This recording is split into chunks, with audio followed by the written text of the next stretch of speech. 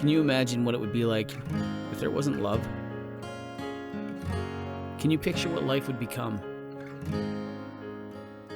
Without love, there'd be no compassion, no comfort, no peace. Without love, there'd be no caring, no giving, no kindness. Without love, we would be consumed by selfishness and filled with arrogance. Without love, grace would have never been offered. Mercy would have been unimaginable. When you add love to the equation, everything changes. Love is patient. Love is kind, not envious or prideful. Love puts others before ourselves, chooses peace over anger. Love protects, trusts, hopes, perseveres. Love changes everything.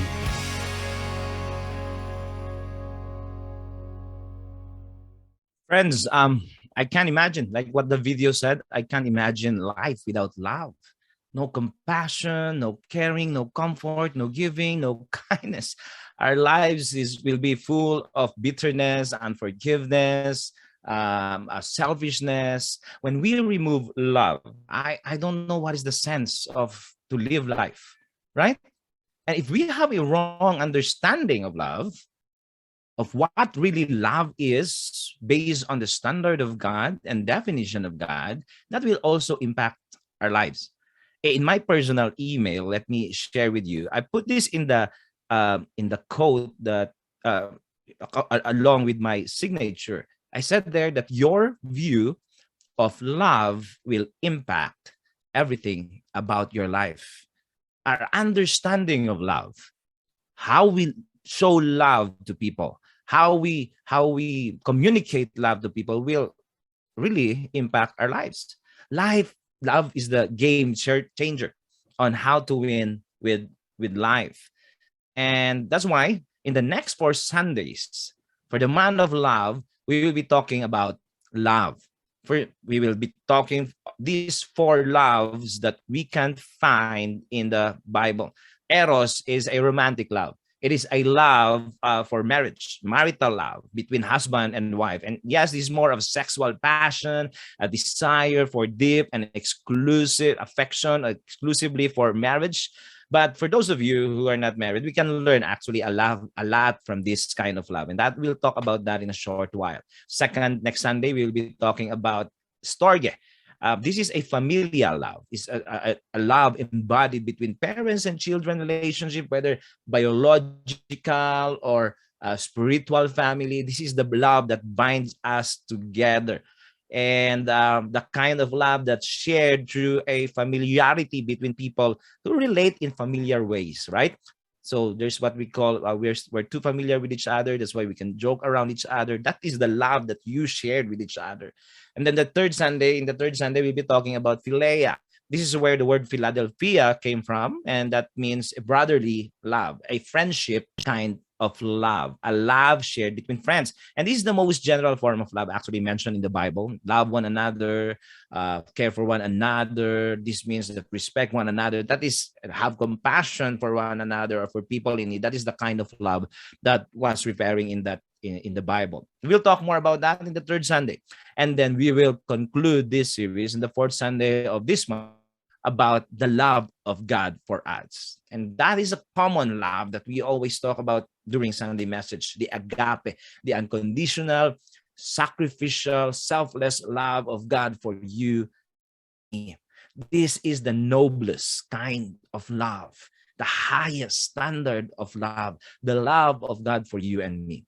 Right? We will talk about that in the whole month of February. We'll talk about these messages, and all these 4 kinds of love are actually mentioned in the Bible.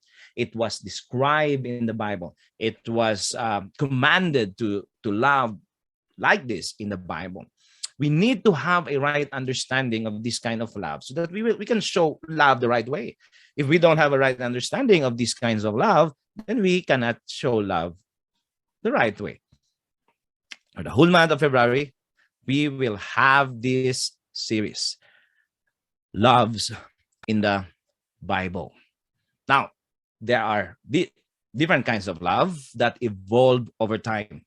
Over the past hundreds of years, the historians, psychologists have discovered a different kinds of love, especially during these past 10 decades, during the modern days. There are three additional loves that distort the meaning of love described in the Bible. Okay, let me share to you these three loves. Number one, the first one is pragma, or other known as pragmatic kind of love. This is a steady love.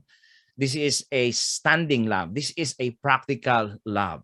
Today's common statement among miserable married couples, they would say, you know what? I don't really love my husband anymore. I don't love my wife anymore. The love has gone. We're just keeping our relationship, our marriage for the sake of our children. But we are not living on the same bed. We are living on the same roof, but separate bedrooms. That is what you call pragma love, a standing love, just for the sake. I don't love him like they used to love him or her, but I'm just here for the sake of our children.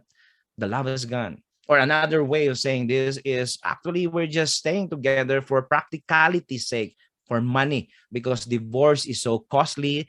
That's why we have to do for a huge process. That's why, anyway, we don't love each other, but we're good friends. That is pragmatic kind of love, a practical love, not out of love, but out of obligations and duties.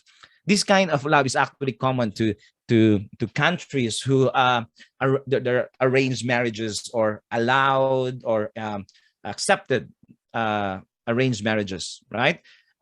They don't really love each other, but for the sake of family ties, for the sake of money, will not go out to other family outside the family members. Then that's why they marry each other.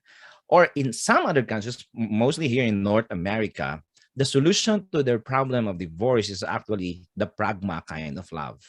Okay, they don't go through the process of divorce. Let's just be steady. Now, some people call this love, but for me, this is not really love. This is an insult to what love really is. Another kind of love that evolved over time is what we call the ludus, or uncommitted love. This is a love that's commonly known for people who no strings attached, friends with benefits, right? Millennials and generations that you hear about these words, right? This is a flirtatious kind of love, meaning I love you when I need you. If I don't need you, I don't want to see you. This is a very selfish kind of love. I just need you to fulfill my pleasures or my need temporarily. And when I don't need you, I don't want to call you. I don't want to text you. And sometimes we have this kind of attitude, right? Towards God and towards people. We only call to God if we need him. But if we don't need him, we don't really reach out. We just call to him if we have problems, etc., etc. Sometimes we are guilty of this kind of love, right? So let's be careful. Sometimes we call that love, but that's not really love. The last kind of love that was distorted over years is what we call philautia, a self-love. This is an obviously selfish love. This is egocentric, narcissistic kind of love. For one reason, out of pride and arrogance, you would think that, you know what, I really love myself because I'm so blessed. I am better than other people. They are not smart compared to me. They are don't have money compared to me. No, that's why I love myself so much. And hey, I don't know if you can hear my son crying. Oh, please focus on me. Huh? He's sleepy. But anyway, that's one reason that you love yourself so much that you think that you're better than others. Second one reason is that you look at the mirror and you are so you admire your physicality so much, and that is love of oneself. You know, I have abs already. I have a huge shoulder, chest, etc. I have my kilai for life. And anything that concerns about physical self. This three kinds of love were actually discovered by psychologists, sociologists, psychoanalysts, and even Greek philosophers over the years. Plato mentioned this, Aristotle mentioned this the past centuries. If we are not careful, we might apply this kind of love in our lives. Selfish, self-centered, egocentric. That's why in the next Sundays, we need to understand what really love means. As defined, described, promote, commanded in the Bible. And today, we'll be talking about the first one, Eros, romantic love. Eros. Now, Eros is a romantic love, the passionate, healthy, physical expression of arousal and sensual intimacy between exclusively husband and wife. This kind of love is celebrated within the boundaries of marriage between husband and wife, with exclusively, reserved exclusively between man and woman. This is God's design. This is a gift of God. This is a beautiful blessing for married couples. Now, all of you who are not married would say, the message today is not really for me. Maybe I'll just call it quits for now. And my wife asked me last night, what will be your discussion questions? Maybe it's going to be censored. Oh, no, of course not. For some kids that are listening and all, hey, this will prepare you for when the time that God will call you to love in an Eros way, right? Let me explain. The message is for everyone, whether you're or not. And please remember that in the New Testament, Jesus identified himself as the bridegroom, and we are his bride, the church. If you put your trust in God, surrender your life to him, you are part of the family of God, whom he called church, and you have a relationship with God. You are in a relationship with God. So the verses that we're going to read apply to whatever relationship status you may have. Okay? The passage is actually, all verses will be coming from the book of Song of Songs. This is the poetry written by King Solomon. There is a conversation between his bride and then King Solomon and the friends around them, that they're so happy with their love relationship, their intimacy, their passion for each other. And we can take this as the way God communicates to us. His love, his Eros for his bridegroom, the church. As God, the bridegroom, he loves his church, his bride, the church, passionately. So if you're married, you can borrow the lines that we're going to read. But if you're not married, take this as God's love letter to you. And God said in the book of Song Solomon, look at this, the passionate way of saying, kiss me and kiss me again. Wow. In other translation, it's like your mouth filled me with kisses and kisses. Oh, how I long for your kiss. That's passion. Between what the one is speaking here is the bride of King Solomon. And he said, for your love is sweeter than wine. Meaning, oh, I adore it. I want it. I desire it. I long for it. How pleasing is your fragrance, your perfume, your cologne, your natural scent. Remember, your wife or your husband has a natural scent. Like, oh, I know this is Rowan. I know this is Jeff. No, my wife would check my blanket off. This smells Jeff. No, but that is so pleasing, and so and for the scent or the fragrance of your name is like a spreading fragrance of scented oils. No wonder all young women love you.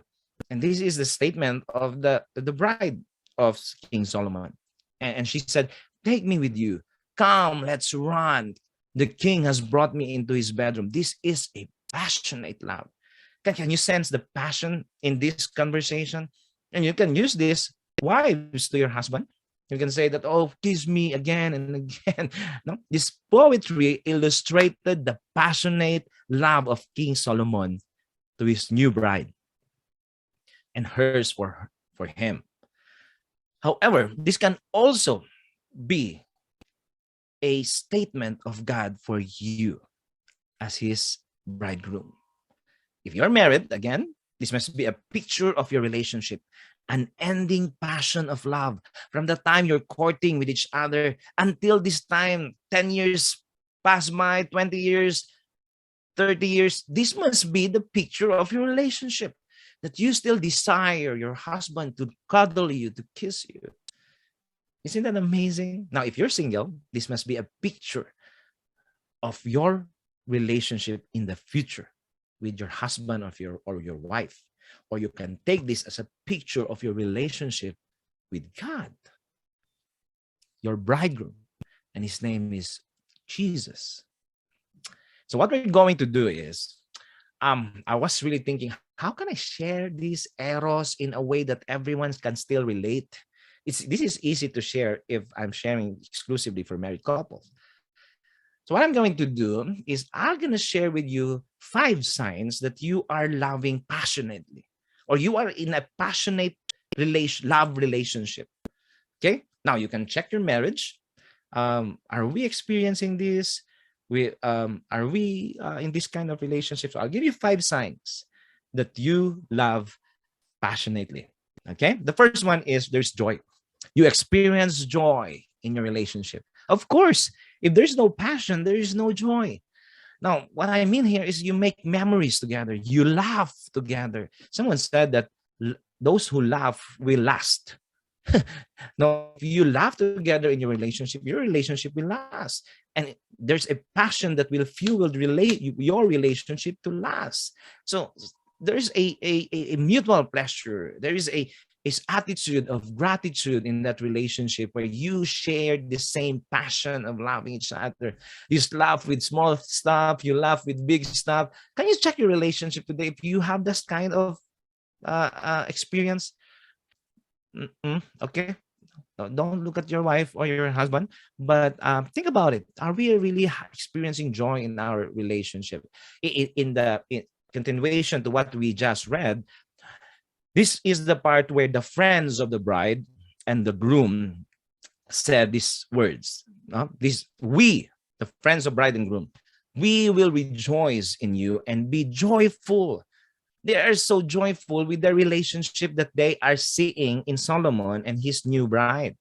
We will praise your love more than wine. Rightly do they love you. That's why we love you, because we can see that you are really joyful in your relationship. You have this eros, a passionate kind of love. Now, make sure you find delight and happiness in your relationship, folks, with your spouse or with God. Joy must be present in ups and downs or highs and lows of relationship. It's normal. It's not always bed of roses. There will be thorns. There will be testing. It's normal. But you must have the joy because you have someone with you, your husband or your wife. If you're single again, in your case, there is God who loves you passionately. Whatever you're going through in life, he will be there for you. Now, if you can find joy in your relationship today, maybe you have to start changing something in your relationship. Maybe, and you have to focus on what you can change, not on what the other person can change. If you're not having joy in your relationship with God, maybe probably you ask yourself, Lord, saan ako nagkulang? Where am I lacking? If there's no joy in your relationship as married couple, maybe you ask yourself, hey, what do we need to do? What do you want me to do that we can find joy and experience joy in our relationship? Now, again, focus on what you can change and not on your partner. So you can experience joy in your relationship. That is a sign that you are loving passionately. The second one is you are proud of your relationship. Now, what I'm saying here, of course, if you love passionately, you love everything about each other, then you must be proud of what you can see in the relation. It doesn't mean that you idolize your husband or you idolize him. This just means that you recognize your partner's flaws. At the same time, you love them anyway. You know what? You snore at night so loud, but I'm so proud of you. You sound, it's like a music to my ears. Like, you know what I mean? And you know what? You smell so bad in the morning, but oh, I can kiss you, my wife and my husband. That is a kind of like you're proud, and this is that fulfills a need of significance. But wow, I matter to her. I matter to him. Now, God is so proud of you. You're single. Oh, I don't have someone with me to be proud of. Hey, God is so proud of you. It, he is truly, madly, deeply, passionately in love of you, with you. And he is so proud of you. And these are the words of King Solomon to his new bride. He said that, oh, my love, you are beautiful as Jerusalem, as lovely as the city of Tirzah, and breathtaking as these great cities. Solomon, in his poetry, he was just saying that I'm so proud of you, my dear darling. And this is the same way that God is telling you now. I'm so proud of you. You are beautiful. You are lovely. You are awesome.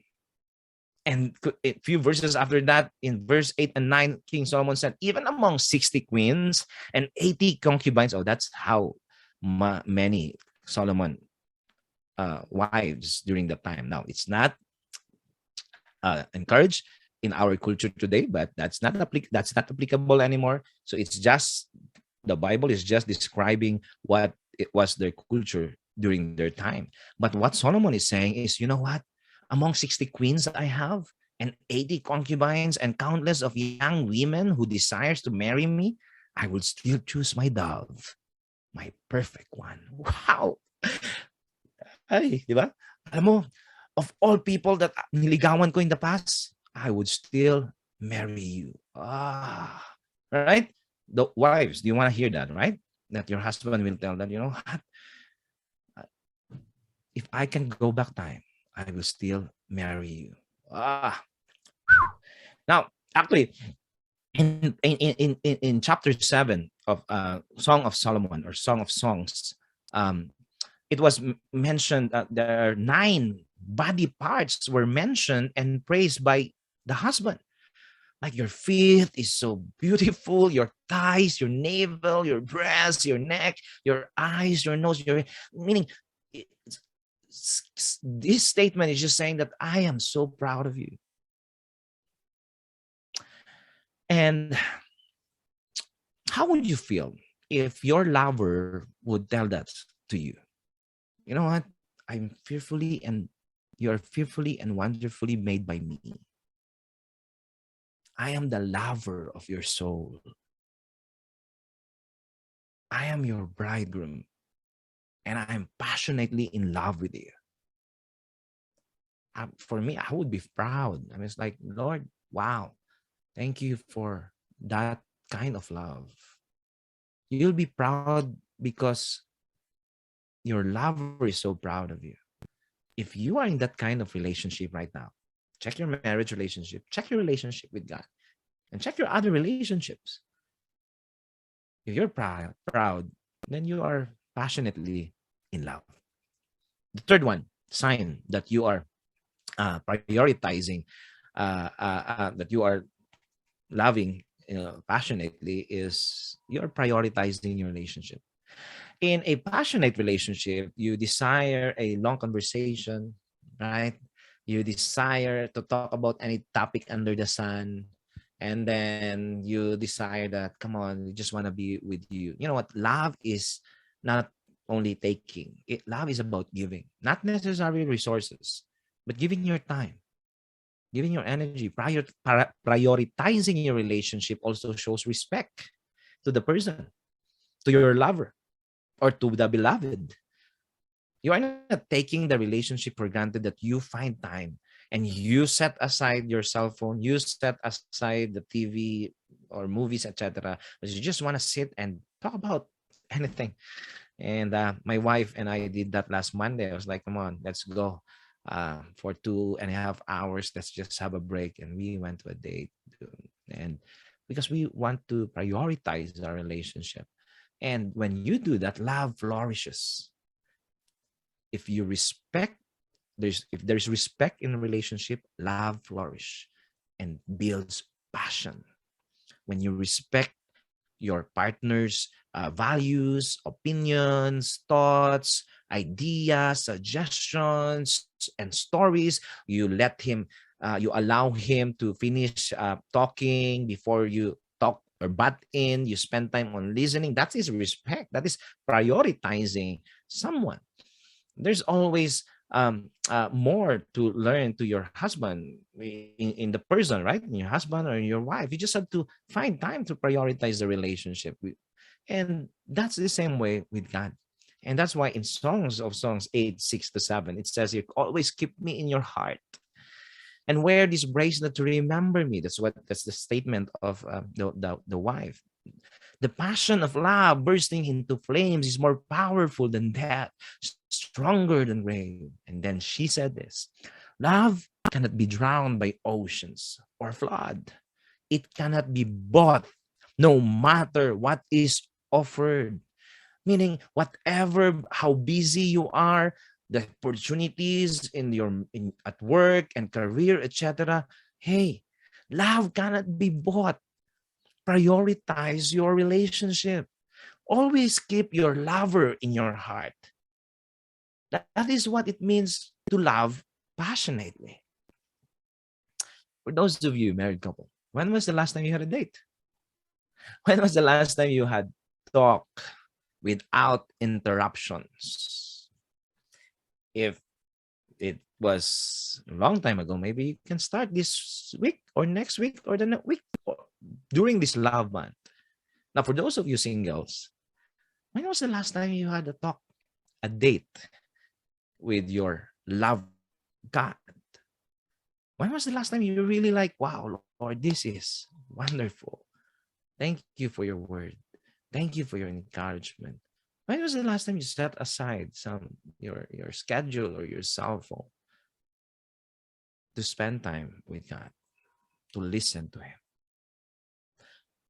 My point is, when you prioritize your relationship, you are passionately in love. Fourth, you are secure. If the relationship is okay, you are secure in your relationship where you can be yourself without hesitations or fear of judgment. You are comfortable being yourself. You don't need to pretend that you are like this and like that. I mean, you can share your dreams. You can share your fears. There's obstacles in obtaining your dream. You can share that without fear of judgment. That is security in relationship, right? And in Songs of Solomon, it's the same book actually. And he said here, I belong to my lover and he desires me. That is a statement of security. This is security in relationship. This means that, you know, I know my husband, I know my wife, and we know each other, and I am confident that whatever will happen, no matter what will happen, life may be tough, my lover got my back. No matter what he or she will experience, I will still love her. I will still be there for her. I will protect her. I will protect our relationship. Are you in a secured relationship right now? Are you secure in your relationship with in your marriage? Are you enjoying that security? Now, there's no relationship secure than our relationship with God.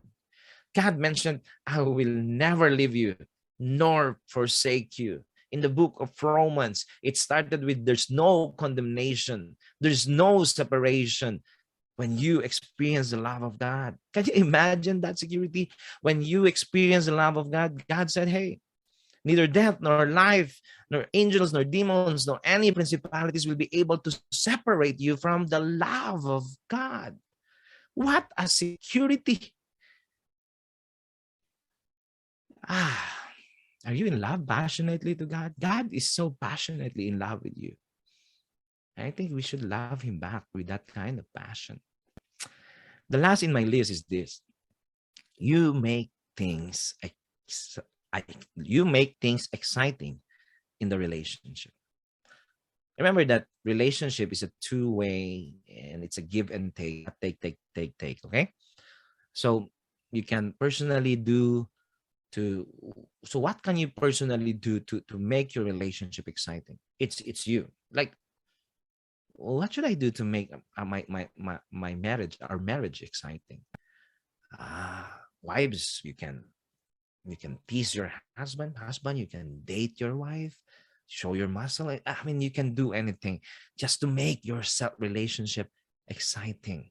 No, do you have this kind of spirit, like you are excited to grow together, to grow old together, where you can see wrinkles, where you can see sag muscles or skin, and then wow, you're still in love with each other, um if you have that kind of excitement, then probably you're making things really exciting, right?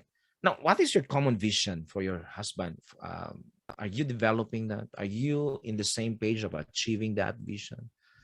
Um, Now, those of you who are singles, um, let me talk to you, because this specific verse is for you. Okay. Now, look at the songs of songs. It was mentioned 3 times in the whole 8 chapter of Songs of Songs, in 2:7, 3:5, and 8:4. Promise me, O women of Jerusalem, or men, or young women and young men, single women and single men, by the gazelles and the wild deers, not to awaken love, not to engage into eros love, not to engage in a sexual passion, sensual arousal until the time is right. So singles, if you're listening to me, young people, if you're passionately in love with God, and if you want to be passionately in love with your future husband and your wife, if you want to make things exciting today and in the future, wait until the right time comes to make eros, make love, make eros. That is what make love means. Love making is eros love. Now, while you're waiting, you make things exciting by growing and becoming a better person. That must be your what you are must be doing today. How can I make the waiting process exciting? Oh, I will discover, um, we'll do hobbies here, hobbies there. We'll exercise here and there, keep strong and healthy.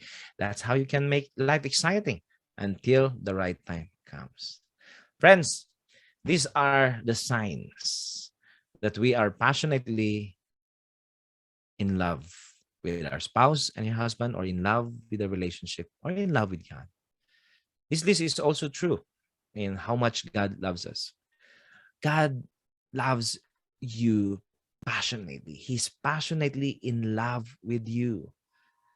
He's There is a joy in him that he wants to show his love for us. And he's totally proud of us. And he makes our relationship his priority. And how many times he secured us with his love. And day by day, life may be tougher, but he make things beautiful in his time. And he makes our life exciting.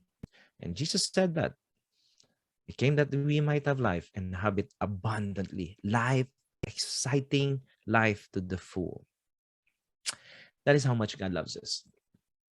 And I think the proper way also to respond that is to love God passionately. Max Lucado said in one of his quotes, he said that if God is a refrigerator, your picture will be on it.